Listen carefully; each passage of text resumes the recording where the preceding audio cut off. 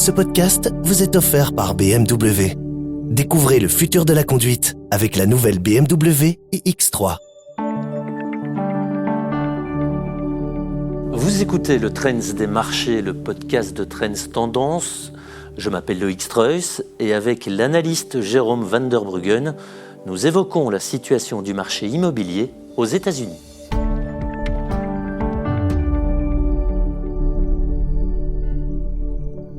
On démarre ce Trends des marchés par les résultats boursiers du jour. Les bourses européennes ont poursuivi sur leur élan et clôturé en nette hausse, permettant notamment au Belvin bruxellois et au CAC 40 parisien d'atteindre de nouveaux records. Sur Euronext, Bruxelles Umicore a clôturé la séance en tête du Belvin. Hors indice, Agfa Gewart a été soutenu par une note des analystes de KBC Securities qui ont maintenu leur conseil à accumuler. À l'opposé, Melexis a souffert des prévisions mitigées d'Infineon pour les puces automobiles. Aventium a également connu une séance difficile.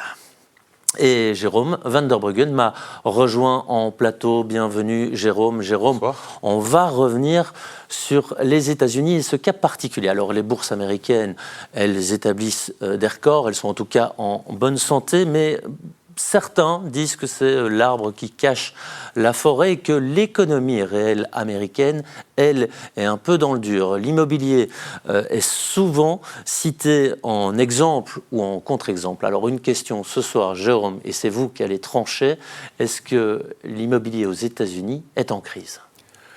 On sait pourquoi la bourse progresse, c'est tous les bénéfices de l'intelligence artificielle, mais pour revenir sur votre question, je pense que l'immobilier américain se porte mal. Je ne pense pas qu'il s'agisse d'une crise. Précisons aussi d'emblée que lorsqu'on parle de l'immobilier, il y a deux sous-segments qu'il faut bien distinguer, dont les dynamiques ont certaines caractéristiques communes, mais qui en général... C'est vaste.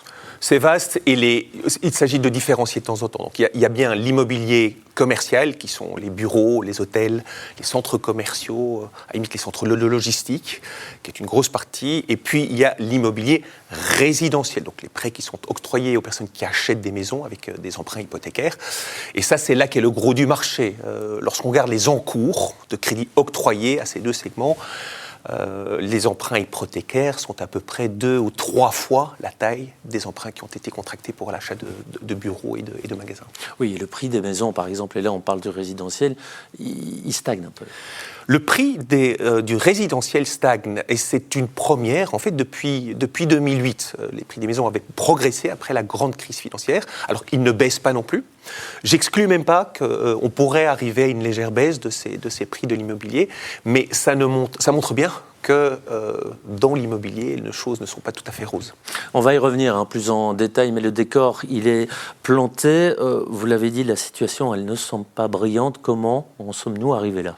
S'il faut trouver une raison, c'est bien sûr le niveau des taux d'intérêt aux États-Unis. C'est la raison principale pour laquelle beaucoup des acteurs de l'administration veulent que les taux baissent. Le niveau est encore élevé. Et en fait, quand on regarde l'évolution du prix de l'immobilier, dans les deux cas, qu'il soit résidentiel ou de bureau, que dans le cas que de résidentiel ou de bureau, eh bien, les prix ont arrêté de progresser. Et puis, on a vraiment eu ce frein qui a été mis en place par la Banque centrale américaine. Alors, je vous propose justement de faire un focus sur chaque segment. Et le premier, on va s'intéresser sur l'immobilier commercial. Alors, je vais prendre l'exemple des bureaux parce que je pense que c'est une bonne partie du marché. Il représente à peu près un cinquième. Il y a 1 000 milliards d'encours de l'immobilier commercial en général. Les taux d'intérêt sont élevés. Si vous voulez emprunter aujourd'hui pour acheter un bureau, 6,7, c'est ça ? Oui, ce niveau-là, bien au-dessus des 6,5%. Des niveaux qui sont élevés. Et puis, on le sait, c'est partout la même chose en Occident. Le télétravail est venu, créer des taux d'inoccupation qui n'ont pas arrêté d'augmenter. D'après les statistiques que j'ai vues, aujourd'hui, il y a encore 25% des heures travaillées aux États-Unis qui se font depuis le domicile. Et donc, c'est un marché qui est, disons, un peu structurellement en crise.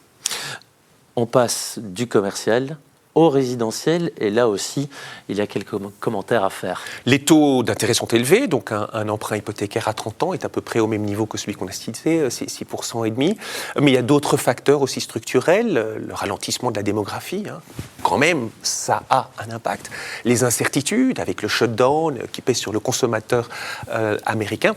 Et puis, il y a un niveau d'offre qui s'est pas mal développé dans certaines régions et qui a fait que dans ces régions-là aussi, les prix sont en train de stagner. Alors, on le comprend bien, le contexte, il est morose, mais je reviens à votre première affirmation. Vous avez balayé le mot crise. Est-ce temporaire ou est-ce qu'on doit pour l'instant l'écarter totalement ? D'abord, disons d'emblée que la Réserve fédérale est en train de baisser les taux et va baisser les taux. Et donc ça va faciliter les conditions d'accès et de refinancement. Donc ça, c'est une première chose, je pense, très favorable qui devrait normalement venir soutenir ce marché.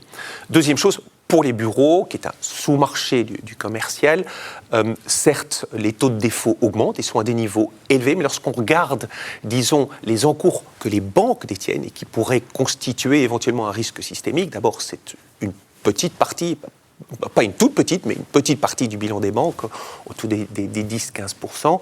Et le crédit, là, il est de meilleure qualité qu'ailleurs. Donc, je balayerais le risque systémique venant de la crise immobilière, même si de temps en temps, c'est des histoires qui reviennent dans le marché.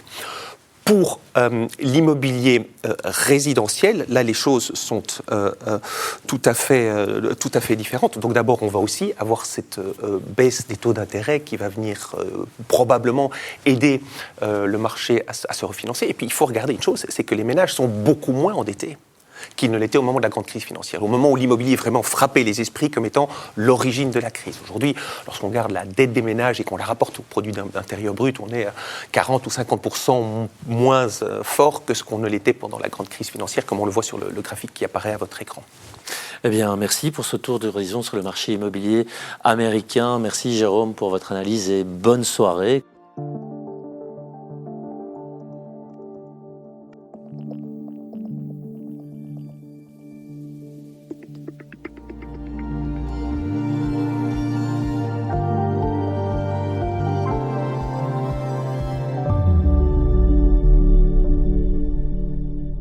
Ce podcast vous est offert par BMW. Découvrez le futur de la conduite avec la nouvelle BMW iX3.